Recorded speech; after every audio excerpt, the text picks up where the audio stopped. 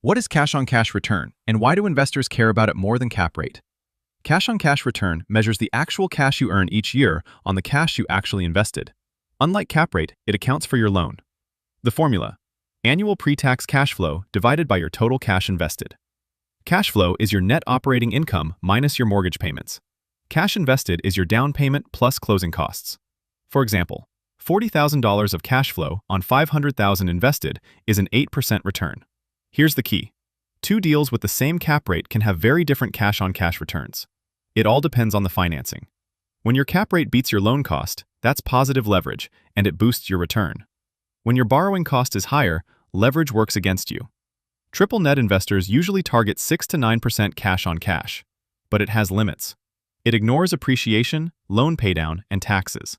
For the full picture, pair it with metrics like internal rate of return. Still, for year one income, cash-on-cash is the gold standard. This is educational, not investment advice. Always run your own numbers with a qualified professional.